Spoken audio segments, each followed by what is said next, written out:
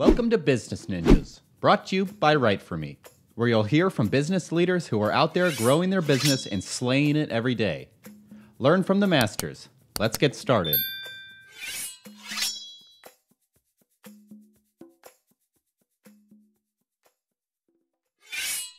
Welcome to another episode of Business Ninjas. I'm here with Brandon and Deanna Emerson from Second Family DFW. Hey guys, how's it going? Good. Yeah. How are you? Yeah, it's going great. I'm doing great. Great. Glad to have you here. I'm excited about our conversation. Tell me a little bit about Second Family and what you do. Sure. So we are a home care business. So we do non-medical support for customers and clients in their homes. Typically, the niche that we serve are elderly patients. A lot of them are suffering from some sort of cognitive disability, be it Alzheimer's or dementia, things like that. And this day and age, folks don't want to, they're not in a hurry, I should say, to get into a facility. And so more and more people are looking to age in place, and families are wanting their loved ones to age in place. So that's really the niche that we serve. Again, we do non-medical care. So we assist with some of the standard activities of daily living. We also do medication reminders, although we don't administer medication. But our approach to it's really more clinical than some of the other folks who are in the same market. It's so interesting. And with the baby boomer generation getting older these days and people our age having parents who are elderly, I'm sure they need a lot of care. Tell me a little bit about how people find you and ways that you're growing your business. Well, typically, a lot of our business actually comes from referrals. So if you think about the life journey of a senior citizen, most commonly, they have a fabric of different providers that they're working with. You know, they have a primary care physician, they'll have a cardiologist, a neurologist. A lot of those providers are obviously the ones that initially diagnose the need for services like ours. But probably our best referral partners that we source a lot of our clients through are people that are in a skilled nursing facility. So typically the individuals had some sort of an incident. They've had to go to the hospital. Maybe they've had a fall or something like that. And they transitioned from the hospital to a rehabilitation center. And then they're ready to go back home, but maybe they don't have a loved one there, or maybe their loved one is not quite capable of providing the support that they need. So we get a lot of references or referrals rather from those types of places. We also work hand in hand with medical home health, you know, who traditionally just go out and treat one specific symptom. Maybe they do wound care for you, or they do some sort of, medication administration, but then they're not going to be able to stay with you all day because they're kind of on to the next patient, right? So we work a lot with medical home health, and then also hospice, which does a lot of the same stuff that medical home health just does, just in a different context. That makes a lot of sense. And Deanna, what part of the business do you work on? And Brandon, what do you work on? So I'm actually a nurse. I'm a registered RN, and I am the RN coordinator, I guess. So I'm actually the one meeting with the families and the patients and doing a full assessment medically, as well as just their physical, like household assessment to make sure that everything is safe for them to come home. To Brandon's point, when they come back from skilled nursing facilities, typically they've been away from their home for weeks, if not months. So it's an adjustment to get them back home and home safely. So my primary goal is to make sure that when they come home, we are working with the family and the client to ensure that their needs are being met and that they are safe. That's, I use that word a lot because I think that's really important. And then my other job is, I'm also in charge of the actual caregivers that are providing the care. So when I go meet with the family, the client, and myself sit down and we draw up a very detailed care plan of exactly what care they need, what are the detailed steps. I mean, down to, this is their dog, Sally, and Sally, tends to get around their feet and causes issues. Or, we get it down detailed so that when my caregiver gets there, they know exactly what they're walking into and they can provide that care to that client the best of their abilities. Another thing that sets us apart a little bit, I'll throw this out there, is our caregivers are primarily licensed CNAs. So in the state of Texas, they don't have to be licensed, but we felt it was very important to have licensed caregivers because we want to take a more clinical approach. So I manage that piece as well. So I manage the caregivers and the actual care plans with the families, and I'm also the family's point of contact for anything that they need throughout their process. That's great. And it sounds like there's a matching kind of aspect to what you do as well, right? To find the right caregiver for the right family. Tell me a little bit about that process. So we look at, number one is probably just skill set. So for example, if I've got a client coming home that is, pretty advanced stages of dementia, I'm probably not going to put a brand new or a less experienced CNA on that. I'm going to be looking for someone who has experience working with our dementia clientele, because you've got to have a specific training to know that they're being taken care of and kept safe, and we can redirect them safely. The second thing we look at is personality. So when I'm out with the families, I ask them, personal questions as to, what did, mom or dad do, in their jobs before? What do they enjoy doing? Do they like sitting and doing puzzles, or do they like going for walks? Do they like getting out? Those kind of things we take into consideration, because we have certain caregivers that are great at going. Like, they want to go to the parks, they want to go for walks, they want to take them to go get ice cream. And I have other caregivers that are like, yeah, I would rather just sit and do a puzzle. So we really kind of match them up based on personality. But number one, it's skill set, and what that client needs. And then we go with personality. That makes a lot of sense.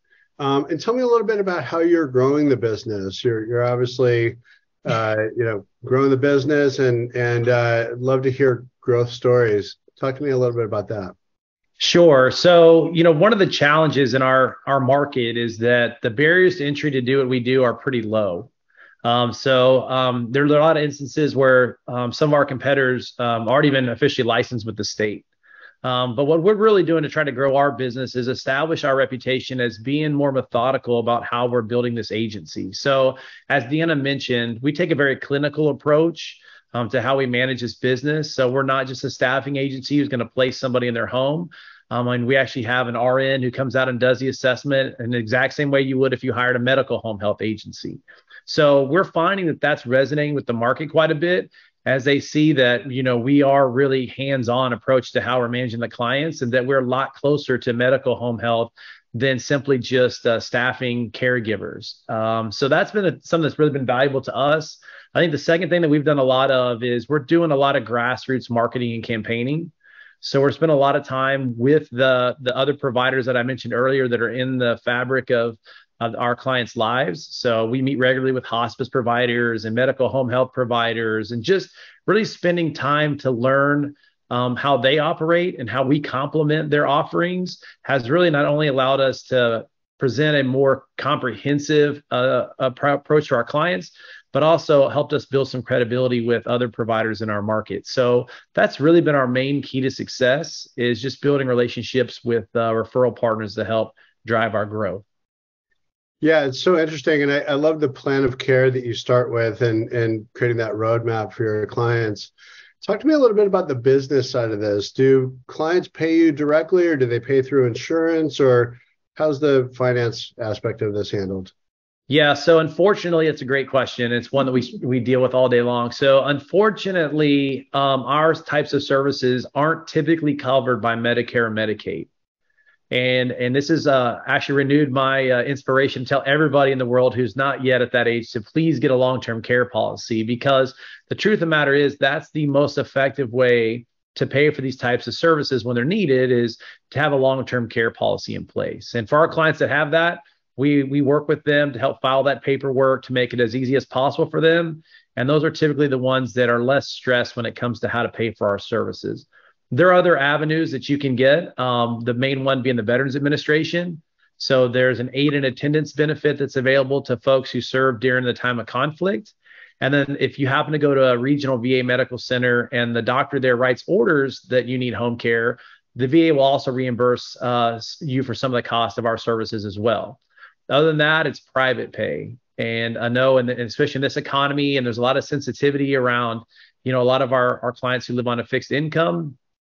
We're constantly kind of trying to keep our costs low so that we don't price them out of this service, But that probably is one of the biggest challenges we try to work with as we onboard new clients, is to make sure that we're providing service in a way that doesn't harm them economically. That makes a lot of sense. And it sounds like there's a lot of education across the board, whether it's financial or just plan of care education that goes with what you do. Talk to me about some of the community work that you do, because I would imagine there's a lot of that upfront education that happens so that people can understand, how do I take care of my parents in a time of need? So I will say this. So something else that I also do, I'm in the home health realm as well. So I do PRN as a nurse in home health. I found that that's very helpful because I am working with patients that are in the home health, the medical side, and I'm able to educate kind of through that teaching as well as my other nurses in the field. So I think part of our just educating is getting in front of those people that the clients are going to trust and go to, because that's usually what happens, that's what happened for us on, not jumping ahead or anything, but, when we started this business, it was because my grandparents were in need of services like this. My grandfather had dementia, and we watched my family, or our families, go through, like, they didn't know where to start. They had no idea, and most people don't. Most people don't even know to think about this until they have to think about it. And so we're working really hard just in our community. We've got younger kids in the school system. And so everyone we come across, we talk to them about it. We tell them what we do. We've got some great referral partners that, we're educating as well. And so when they're talking to, big groups of people or, potential clients, they bring it up too. Because if they see, for example, hospice, you may not need hospice right now, and that's great, but you do need some care to stay safe in the home. And I think a lot of people want to stay in their homes as long as possible. So we're really doing a thing through just our community, and just, I teach other professionals, so other nurses, what we do. A lot of people don't know what home health nurses do. And so they also don't know what home care does. So I take that time to really teach any opportunity. Honestly, wherever we can see a need, we like to just share kind of what we do and educate the community that way. Yeah. One thing I want to piggyback off that a little bit is, you mentioned earlier, it's no secret with the baby boomer generation retiring. One thing that's really helped us is there's been a lot more push from community organizations to do things like Dementia Friendly Fort Worth is a great organization that you have to go through a certification process with them to kind of be recognized as a dementia friendly business. And as a result, that kind of helps raise awareness around that issue as well. So not only do we educate folks, but we're really pleased to see the amount of community resources that are now becoming available that we can turn people towards if they have questions around, I just found out my dad has Parkinson's. What does that mean? And so being able to lean on those organizations that also seem to be struggling with the influx of people with cognitive impairment has also been helpful for us. I love that. And tell me a little bit about what a typical plan of care looks like. Is it every day that there's a caregiver with somebody, or is it every other day, or what does the plan typically look like? So, I will say it varies client to client, as well as what support system they have in place.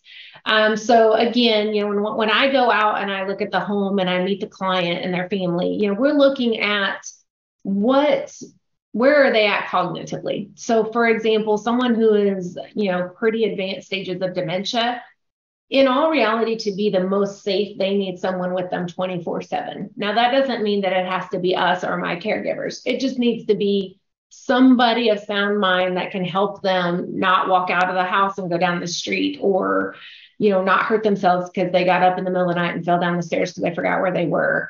So really, I would say the bulk of our clients probably need some form of like 24/7 care. I would say typically where they need us, there are some people that unfortunately don't have that support network. So our caregivers are there with them 24/7. With shifts, we have different caregivers going in there. But I would say on average, it's like 40 hours a week. A lot of their children, for example, need us to be with mom or dad while they're at work. so that, we're taking care of them and helping them, get changed and up and medications, reminders and showered for the day. We're helping them do those things so that the kids can focus on their lives, and then they can just be, daughter or son to mom and dad. They're not having to be everything to them. So I would say typically, we are there 8 hours Monday through Friday, typically. The other service that we provide that people don't really think about is, for example, caregivers get exhausted. I mean, as a spouse to someone with dementia, and you're taking care of them 24/7, they're tired. So another service that we provide is we may come in, over the weekend or 2 or 3 days a week just to give that caregiver a break, to go get their nails done, to go get their hair done, to go golf, to go do whatever they want to do, just to kind of get their own mental clarity and safety, and just to feel good about where they are, and they can come back refreshed to take care of their loved ones. So that's another, we may only do 1 or 2 days, and that's just to give them a break. It's really sweet. It's such a heartwarming business that you have. I love stories like this, and the care that you give. It really helps families stay together and know that they're covered and that they're cared after. How do people find you? What's your URL? How do people get in touch with you who might be listening to this? Yeah, sure. So if you want to, look for us on the internet, it's just Second Family, and that's the 2ndfamily.com. And then you can search for location to find us, or you can just go to secondfamily.com/DFW West is the end of the URL there. It's a great website. You can actually see a video of Deanna and I kind of explaining why we got into the business, as well as, request information about care. That's the best way to locate us. We're also out on care.com, which is a site that a lot of folks commonly use to find resources for care. So that's another great way. We're working hard to be visible through Google searches and things like that as well. So those are the main ways that we attract folks that are looking for our services. Wonderful. And I guess my last question here is, what would you like to be celebrating a year from now, either personally or professionally? Yeah. So, I mean, our goal a year from now is really to get to the point where we can look to expand our business into other areas of care. So the next level of care for us is what's called RN delegated care. And that's where we can provide sort of there's a gray area between medical home health, as we've discussed, and the home care business that we run, that involves things like caring for customers who have, a colostomy, or maybe they have a catheter or a feeding tube or a tracheotomy tube. So that kind of falls in the gap currently between us and the medical home health professionals. And so in the state of Texas, there's actually an additional license you can get to where an RN with RN oversight like Deanna, we can provide that other level of care. So we're really headed down that path in the next 12 months. I think the second thing that we're excited about is some opportunities to have, firm agreements in place with some of our referral partners, so that it's not so confusing for families to try to go find 4 different kinds of care, right? There's this modern notion of a hospital at home that I think a lot of folks are ambitious to install. And it really comes down to having those seamless agreements between different types of care providers, so that you can have sort of a one-stop shop for those families whenever they're in need of services. So hopefully a year from now, we're a little bit more embedded with some of the medical device providers, as an example of a place where it's really hard to find folks who need that service. So we really want to be able to offer sort of that seamless front to customers, as well as elevate a level of care in the next 12 months. I love that. That is so sweet. Well, thank you so much, Brandon and Deanna. It's been a pleasure talking with you. Brandon and Deanna from Second Family, thank you. Thanks. You so much.